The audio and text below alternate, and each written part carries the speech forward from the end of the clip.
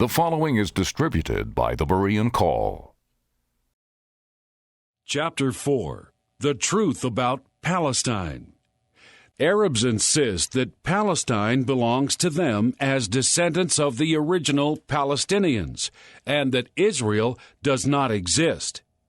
Israel is not recognized as a sovereign state in Saudi Arabian textbooks, and its name does not appear on any map but only the name Palestine, presented as a Muslim country occupied by foreigners who defile its Muslim holy places. The occupation of Palestine is portrayed as the most crucial problem of the Arabs and Muslims, who should all join forces for the total liberation of Palestine. Israel was also missing from the map of Palestine displayed behind Secretary General Kofi Annan during his UN speech celebrating solidarity with the Palestinian people on November 29th, 2005. About 4 million Palestinians are registered as refugees with the United Nations Relief Works Agency, of which 33% live inside UNRWA's 59 refugee camps throughout the West Bank, Gaza Strip, Jordan, Syria, and Lebanon. They claim to be the children and grandchildren of Palestinians who were descended from the original Palestinians and who were allegedly driven from their homes, businesses, and farms by the Israelis in the 1948 War of Independence. Backed by world opinion, the United Nations, the EU, and most world leaders, they demand a return to their native Palestine. In that 1948 war, Transjordan, which England had created in 1946 out of land that the 1922 Declaration of Principles of the League of Nations had recognized belonged to the Jewish people, took East Jerusalem. Some units of Jordan's Arab Legion were actually led by British commanders in the assault on Jerusalem. Jordan had launched an air attack against Israel even before it declared itself an independent state.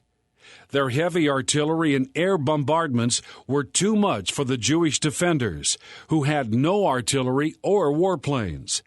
They surrendered the Jewish quarter of the Old City on May 28, 1948, losing their precious Western Wall 2 weeks after declaring themselves a nation. The Arabs had pounded the city with more than 10,000 shells, killing 1,200 civilians and destroying more than 2,000 homes.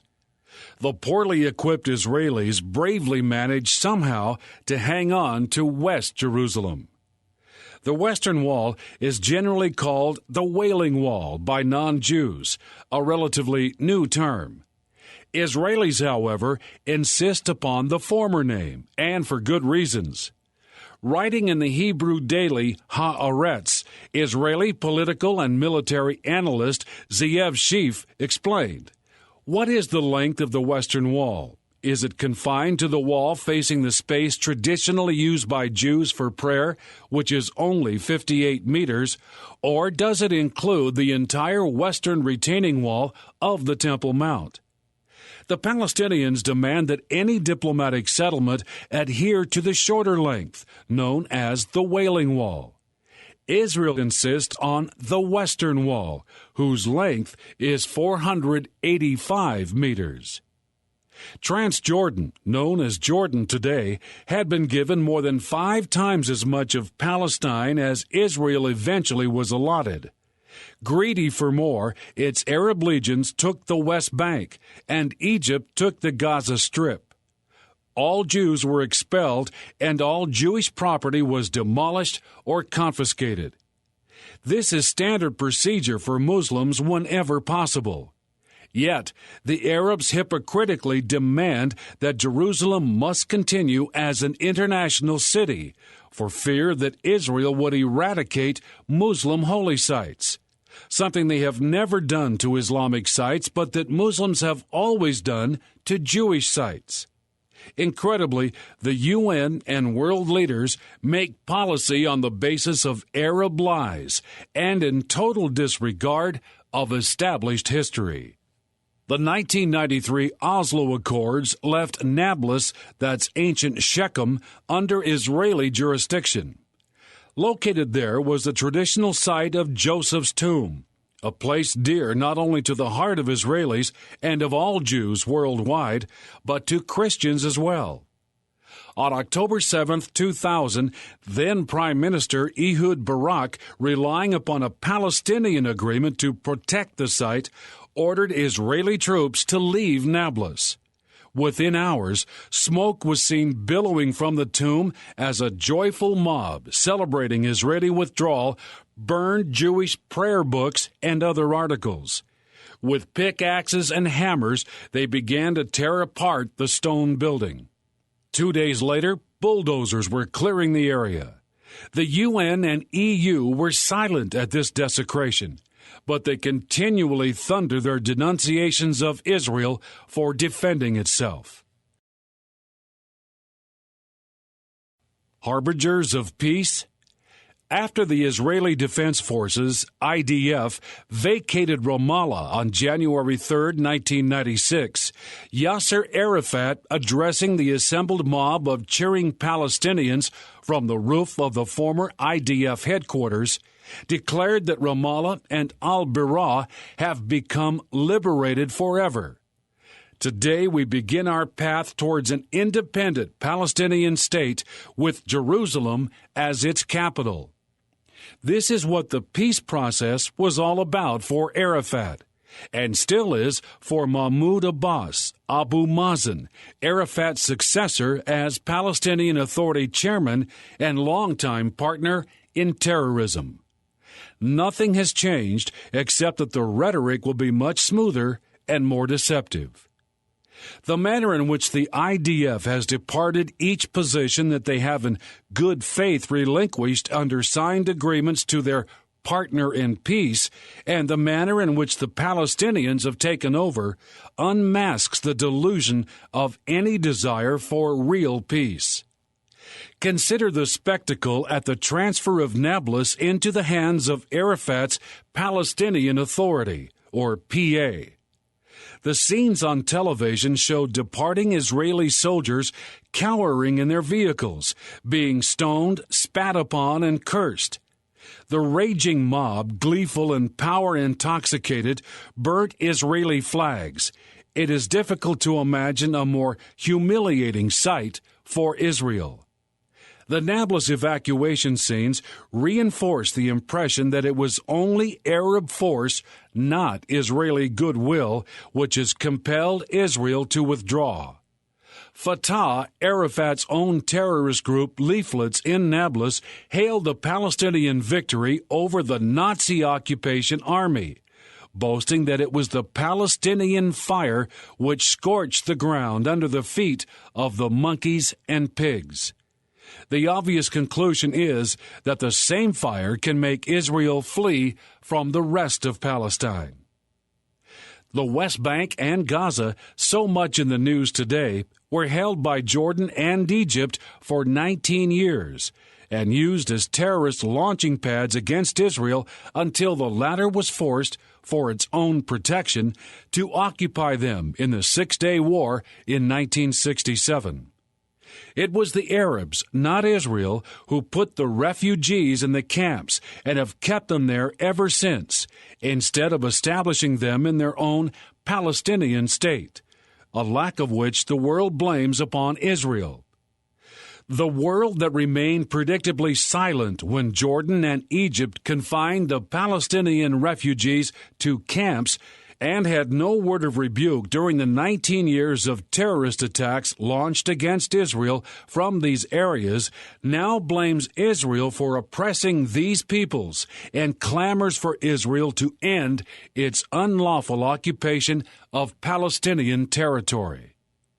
In spite of the Palestine Liberation Organization's, or PLO's, obvious duplicity, Israel has continued to turn over territory to them, literally staging its own destruction, as the Hebrew prophet Ezekiel foretold. Have ye not seen a vain vision? The leaders have seduced my people, saying, peace, and there was no peace. The prophets prophesy concerning Jerusalem, visions of peace for her, and there is no peace, saith the Lord God. Is Israel committing suicide? In a news conference on December 27, 2004, PLO Chairman Mahmoud Abbas stressed the inalienable rights of the Palestinian people, mainly the rights of refugees, to return back to Israel and to establish an independent Palestinian state with Jerusalem as its capital. Of course, no such state ever existed, so how could they return back to it? Nor did the Arabs ever suggest forming such a state when they had control of this area from 1948 to 1967. Why not? That is not their objective, but the destruction of Israel.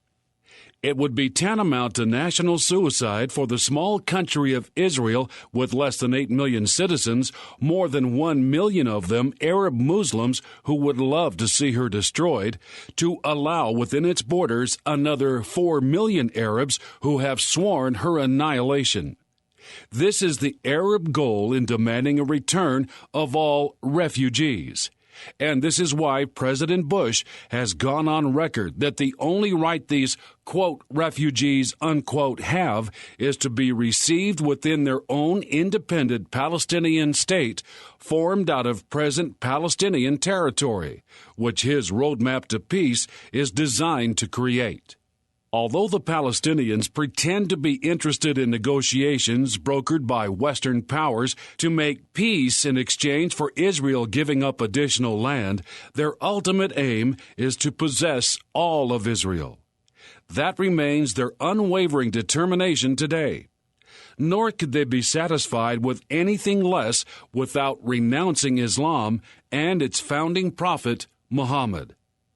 The willful persistence in this illegitimate claim and its support by the rest of the world in the demand for a Palestinian state constitutes an inexcusable rejection of the clear testimony both of history and of Scripture. It is flagrant rebellion against the God of Israel. This triple crime has created the Mideast crisis facing us today. Not only the Muslims, but Western political leaders continue to defy the God of Israel. His patience is bound to wear thin, and that is a terrifying thought. Arab intentions. Under the assertion that they are descended from the original Palestinians who lived in the land of Palestine before the Israelites, led by Joshua, invaded and conquered it, the Arab refugees claim the entire land as theirs. The Jews, they insist, are unlawfully occupying their hereditary land and must leave. One repeatedly hears the complaint that the obstacle to peace is Israeli occupation of the West Bank and Gaza Strip. If that is the case, why was the Palestine Liberation Organization created in 1964, when Israel had nothing to do with those territories which were then completely under Arab control? What did they intend to liberate when Jordan and Egypt held the Palestinians in their grip, whom they, not the Israelis, had put in squalid camps in these areas? Why did the PLO and her coterie of terrorists attack Israel from these territories and Hezbollah, Party of Allah, attack from Lebanon? There is only one answer. Talk of a Palestinian state is a smokescreen to cover the real intention of annihilating Israel. The Palestinians are mere pawns of the Arabs. The Arab armies that had attacked the new state of Israel in May 1948 were soundly defeated. They reluctantly signed temporary ceasefire agreements, allowed by Muhammad's example at Hudaybiyah in 628. Egypt on February 24, 1949, Lebanon on March 23rd, Transjordan on April 3rd, and Syria on July 20th. The borders of Israel agreed upon at that time have been known ever since as the Green Line.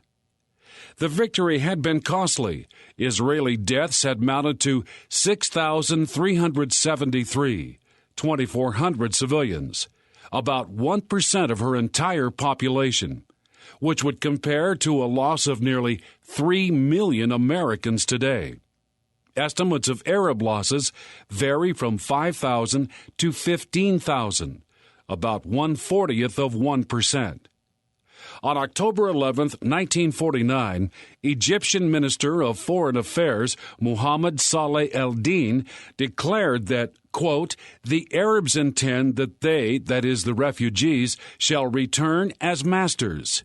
More explicitly, they intend to annihilate the state of Israel. The Arab people will not be embarrassed to declare, we shall not be satisfied except by the final obliteration of Israel." End quote. Even Nazi Germany didn't intend to obliterate France or England, but this is what the Muslims intend for Israel. And the world blames Israel for not making peace with such enemies. Palestine.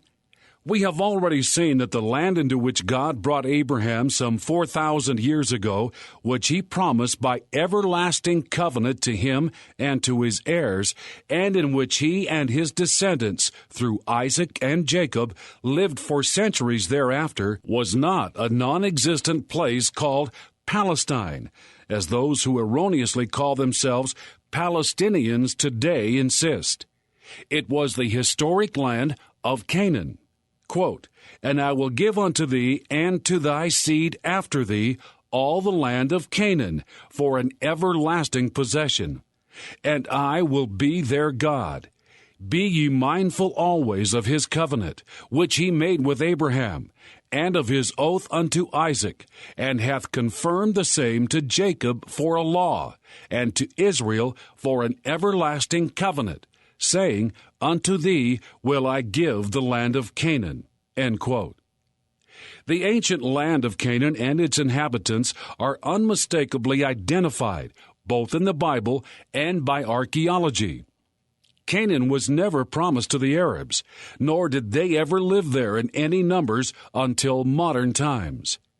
Canaan's early inhabitants were Kenites, Kenizzites, Cadmonites, Hittites, Perizzites, Rephaims, Amorites, Canaanites, Girgashites, and Jebusites, not Palestinians. When the Israelites returned after 400 years as slaves in Egypt, marking them as the promised heirs, they executed God's judgment upon an incredibly wicked people in conquering Canaan at God's command. Quote, "For the wickedness of these nations, the Lord thy God doth drive them out from before thee, not for thy righteousness." End quote.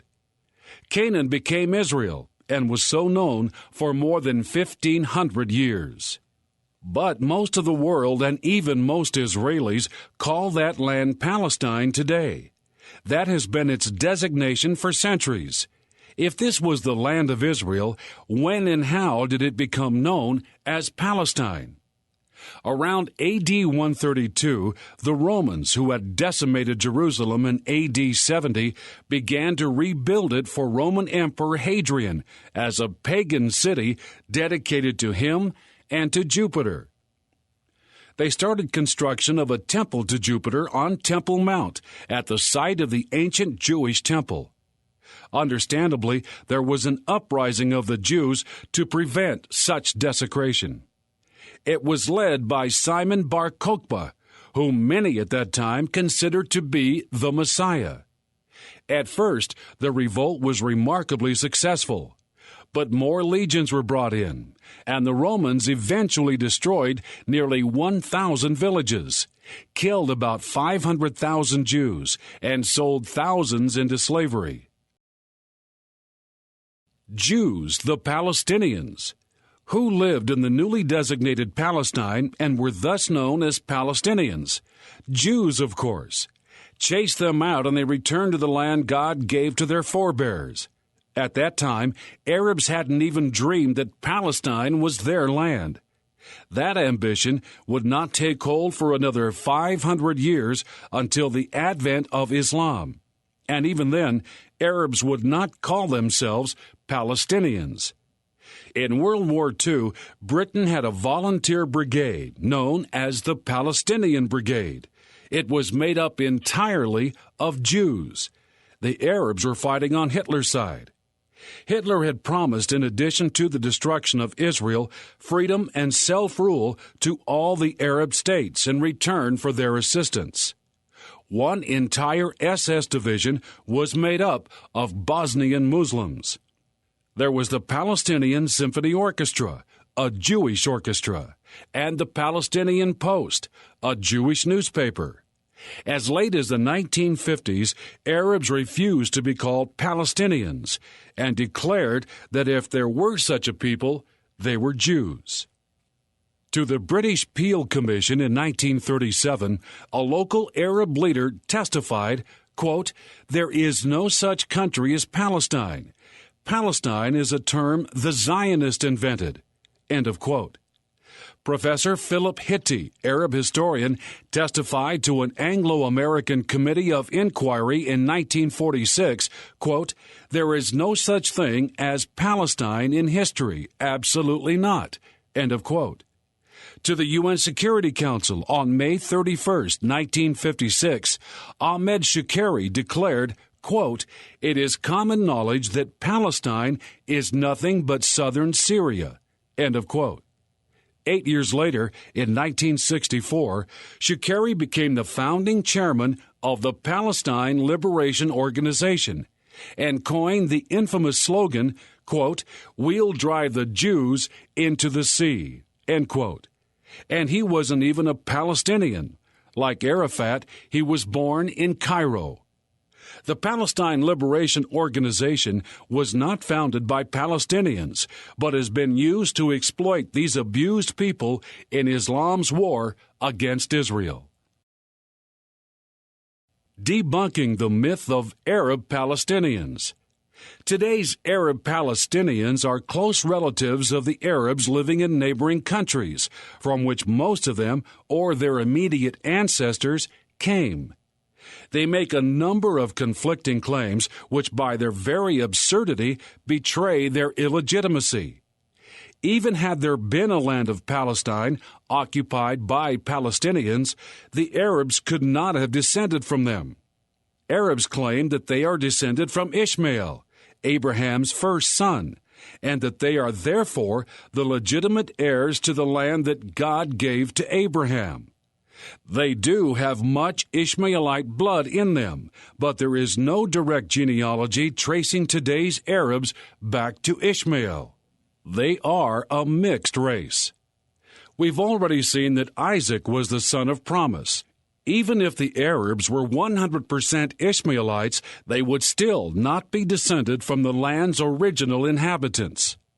God promised the land to Abraham before Ishmael was born. It already had many inhabitants, so how could Arab descendants of Ishmael, born to immigrants centuries after Canaan had been settled, be at the same time descendants of the original inhabitants of the Promised Land? Impossible. Ishmael himself was not descended from Canaan's original inhabitants.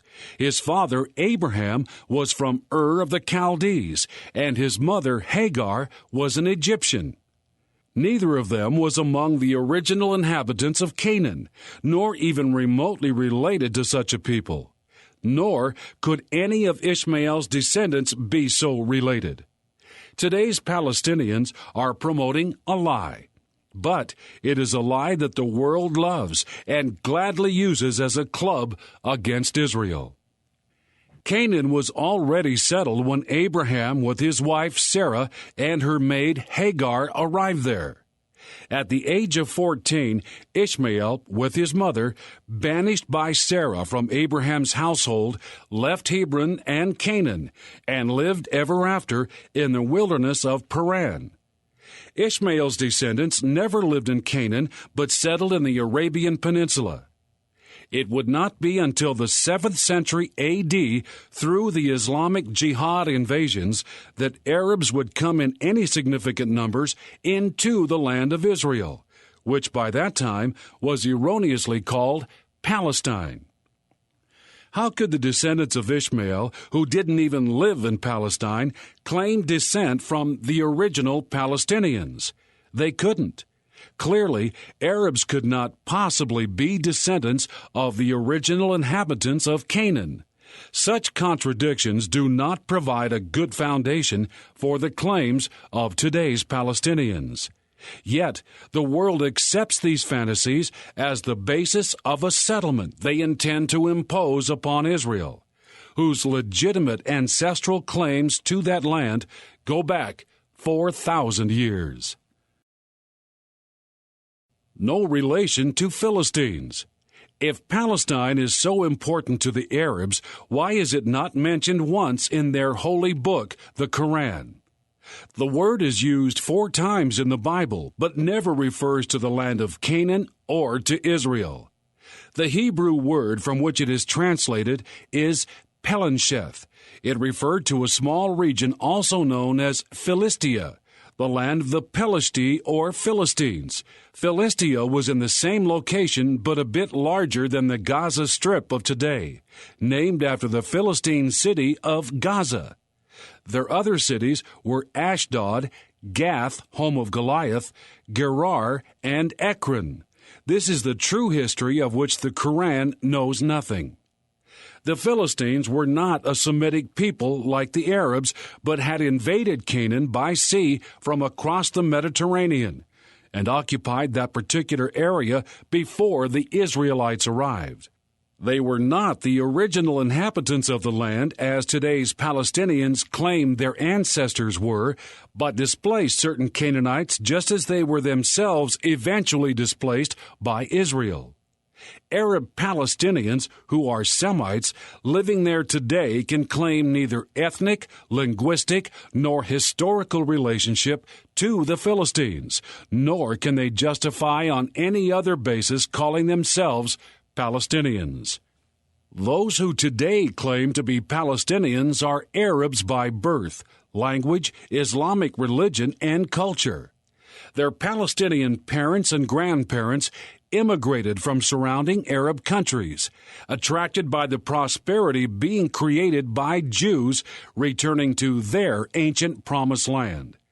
In most cases, this influx occurred only a few months or years before Israel declared independence. The United Nations defined a Palestinian as one who had lived there at least 2 years. Even that loose qualification was not strictly followed. Of course, this rule was generously applied to Arabs, but not to Jews, though they lived in Palestine as well. What about Jerusalem? Jerusalem was established as the capital of Israel by King David 3,000 years ago. As noted previously, it is not mentioned once in the Quran. Even when Muslim empires controlled all of the Middle East, Jerusalem was given no importance and was largely neglected. In the late 1800s, out of a population in Jerusalem of about 40,000, most were Jews, the rest Christians of various shades, and only a few were Arabs. Nor is there any reference to Jerusalem in the Palestine National Covenant of 1964. It was a new invention and complete turnabout when the Muslim world began to insist that the West Bank, the Gaza Strip, and Jerusalem itself had always belonged to Palestinians. Muslim writers recently began to laud Jerusalem as comparable in holiness to Mecca and Medina, or even our most sacred place. But this was another fabrication and never the case historically. The Islamic terrorist organization Hezbollah, Party of Allah, headquartered in Syria, displays the Dome of the Rock on its promotional materials to inflame its followers against Israel. Arafat declared that Al-Quds, Jerusalem, is in the innermost of our feeling, the feeling of our people and the feeling of all Arabs, Muslims, and Christians in the world. Not surprisingly, he left out the Jews, to whom Jerusalem means more than to anyone. The PLO mentions Jerusalem in its 1968 Constitution as the seat of the Palestine Liberation Organization.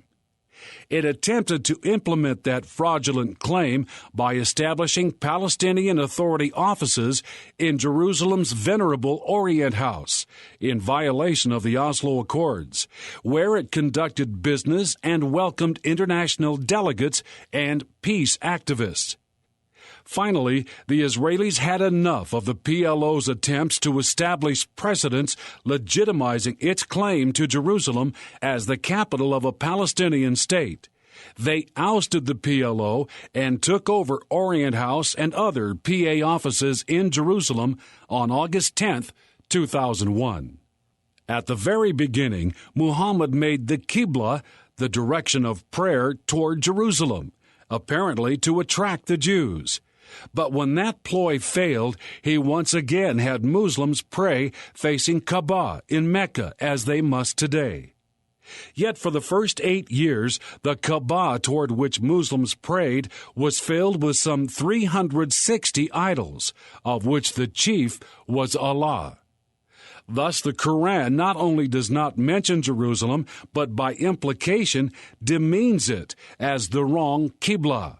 Quote, "And even if thou broughtest unto those who have received the Scripture, that is, Jews and Christians, they would not follow thy Qibla, nor canst thou be a follower of their Qibla. Then surely wert thou of the evildoers." End quote.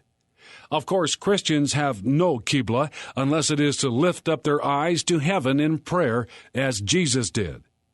Yet, Palestinians demand the return of Jerusalem as their capital.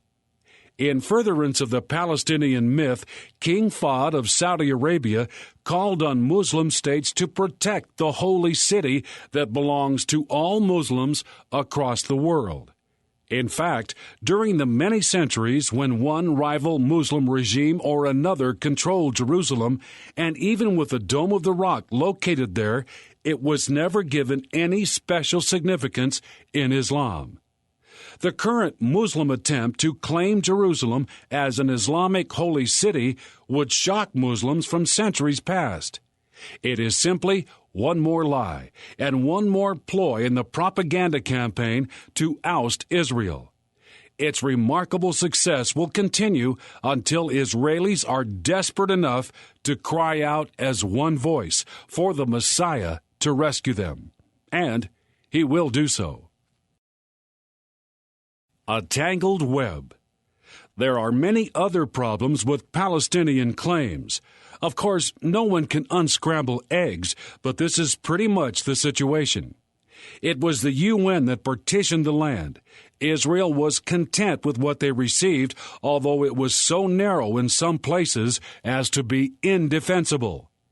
They did not attack the Arabs. It was the Arabs who, in defiance of the United Nations, attacked Israel, and with the publicly stated and oft-repeated intention of annihilating her. Any territory Arabs lost from what the UN had allotted to them was taken by Israel in the process of defending itself from an enemy that had attacked with extermination in mind. Time magazine pointed out that had the Arabs not attacked but accepted the UN partition as Israel did, the Palestinians would have been living in their own state all these years. Of course, they never intended to accept any coexistence with Israel, as their leaders repeatedly vowed. And now, after 5 failed wars, they demand what the UN originally gave them.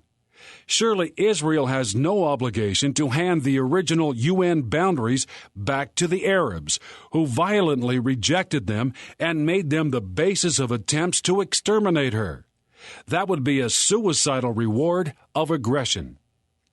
It would be absurd for Israel to give back to her attackers the strategic territory she had to take in order to defend herself. Nevertheless, in a gesture unheard of in the history of war, victorious Israel has given back nearly 95% of the land she took in self-defense. And the Palestinians have persistently used that territory for launching terrorist attacks against their benefactor. Palestinians and terrorism. There is no reasoning with terrorists. Force is all they understand. Without question, the premier terrorist of recent years was Yasser Arafat, not Osama bin Laden. Born Abd al-Rahman Abd al-Rauf Arafat al-Qudwa el-Husseini on August 27, 1929, he shortened his name to omit the telltale al-Husseini. His main purpose was to hide his relationship to his grandfather's cousin, Haj Amin Muhammad al-Husseini, already referred to, who was appointed Grand Mufti of Jerusalem by the British in 1921. This Jew-killing partner of Hitler gave him $500,000 to fight the Allies and Jews, was a terrorist in his own right, and Arafat's mentor and guide. Arafat called himself Yasser in memory of Yasser al-Bara, a leader of the Grand Mufti's reign of terror in the 1930s. Arafat committed his first murder at age 20 of an innocent Palestinian, Rourke Hamid. The Palestine Liberation Organization was founded in 1964, not in Palestine, but in Cairo, by Gamal Abdel Nasser, Egypt's president, supposedly to represent the oppressed Palestinian people. Yasser Arafat, already the head of the terrorist group known as Fatah, became chairman of the PLO in 1969. Under Arafat, it became the wealthiest, with an annual income exceeding $1.2 billion, of which Arafat hid billions in his own personal Swiss accounts, and most vicious international terrorist organization on record. Involved in hundreds of bombings, shootings, hijackings, rocket attacks, and kidnappings in 26 countries. Most of the victims and more than 90% of the thousands of hostages were not Israelis. Negotiating with Arafat and the PLO was and is meaningless, yet Israel has been forced into that role by world opinion. The Palestinian National Charter of the PLO spells out their goals very clearly. These people are not extremists, but devout Muslims, so their goals are not merely that of their organization, but of their religion. Unless the religion changes, the goals cannot possibly change. In the process of negotiating with Israel for peace, they may pretend that they have changed, but that is simply not the case. Arafat ran the Palestinian territories like the royal family runs Saudi Arabia. There is no freedom. No one dared to disagree or even to question Arafat and his Palestinian authority. It will be even worse under the rule of Hamas. Voting will still be a joke. The press is controlled. An experienced Arab journalist wrote, quote, "Every journalist who wishes to interview a senior Palestinian official must be equipped with the following items: a casket, a burial plot for himself and his family, and a will prepared well in advance." End quote. Truth meant nothing to Arafat or his partners in crime, who, like communists have always done, invent history as they need it. Soviet dissidents had a saying that applies equally to the Palestinians. Quote, "The Soviet Union is the only country with an unpredictable past." End quote. The PLO National Charter reveals a perverse mindset. In the face of reams of history to the contrary, it dares to declare, and the world gladly believes such lies. Claims of historical or religious ties of Jews with Palestine are incompatible with the facts of history. Nor do Jews constitute a single nation with an identity of its own. They are citizens of the states to which they belong. Zionism is a political movement. Racist and fanatic in its nature, aggressive, expansionist, and colonial in its aims, and fascist in its methods. Israel is a geographical base for world imperialism, placed strategically in the midst of the Arab homeland to combat the hopes of the Arab nation for liberation, unity, and progress. Israel is a constant source of threat vis-a-vis peace in the Middle East and the whole world. This is even worse than the pot calling the kettle black. Arafat died November 11, 2004. Palestinians wanted to bury him at the Al-Aqsa Mosque on Temple Mount, but Israel refused, careful to avoid giving their enemies any further claim to Israel's holiest site. As a compromise, amid a frenzied mob clamoring to touch the coffin, he was buried with high honor in Ramallah, where the PLO is headquartered. His body, however, was placed in a concrete coffin so that it could be moved to Al-Aqsa when Israel shall be finally ousted from the land. Almost immediately, world leaders came to pay their respects at this arch-criminal's grave. British Prime Minister Tony Blair did so in late December 2004, standing at a respectful distance. Among those laying wreaths at the tomb have been Italian Foreign Minister Giancarlo Fini and World Bank President James Wolfensohn. This is peace? Are the UN, EU, and world leaders such as Bush and Blair blind to the real intentions of the Arabs? That seems impossible, considering how often Arabs openly reiterate their determination to do away with Israel altogether. That peculiar definition of peace is stated clearly in the PLO Charter.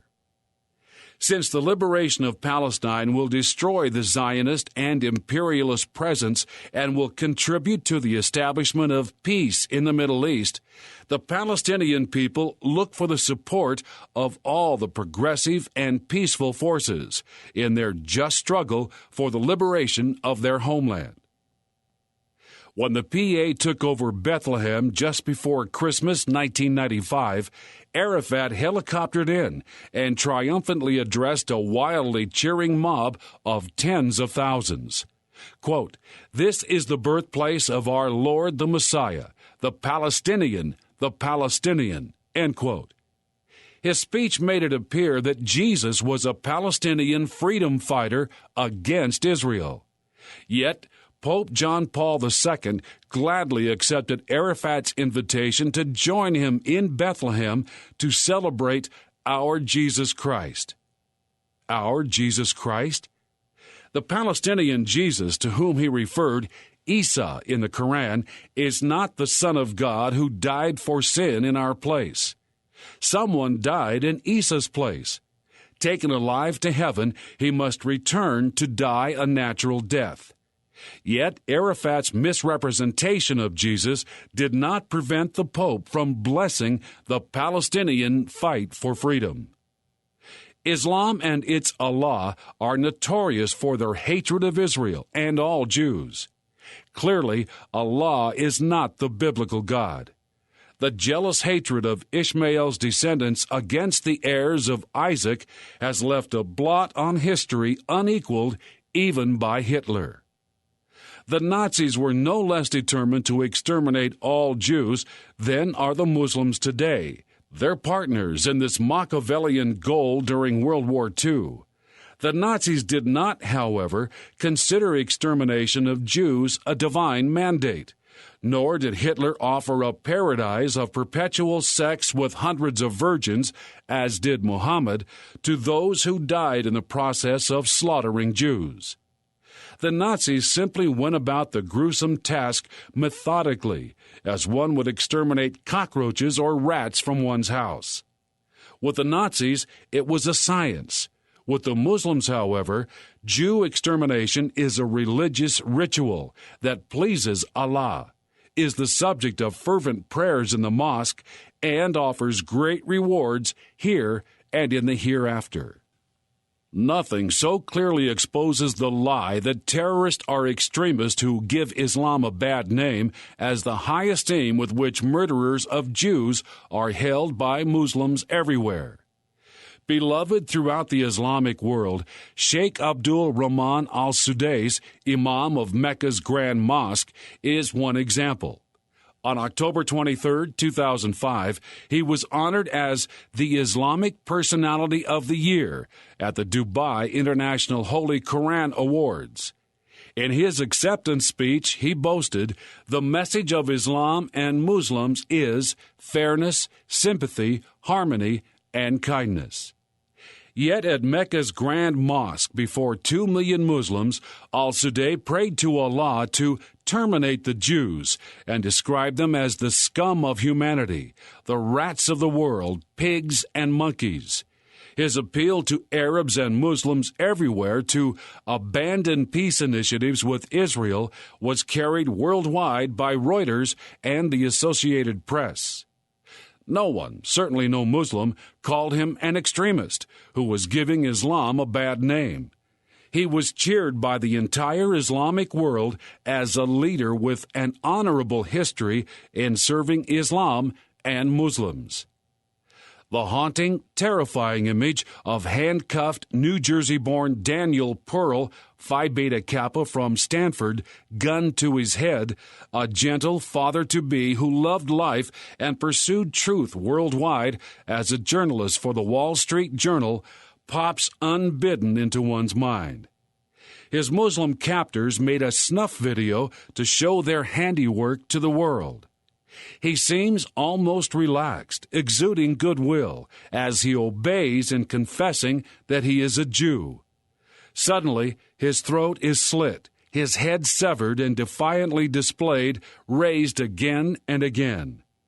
"I am a Jew." The words echoing across the slain and mutilated bodies strewn through 1,300 years of Islamic history seem to come not only from Pearl's lips, but from millions of others. Gradually, the sickening truth emerges. This is what Palestine is all about. A cry of outrage bursts from one's throat. Then silence. No one is listening. Please visit our website, thebereancall.org, to access our radio archives going back to 1999 and our newsletter going back to 1986. We offer daily updates by email or visit us on Facebook or Twitter. Are you looking for information about a specific topic? Go to thebereancall.org and click on Topics at the top of the page. Our online store is thebereancall.com. We offer a wide variety of books, tracts, CDs, and DVDs. Note that most of our ebooks are free. I'm Gary Carmichael. Thanks for tuning in, and we hope you can join us again next week. Until then, we encourage you to search the Scriptures 24/7. Though none go with me, I still will follow. No turning back, no turning back.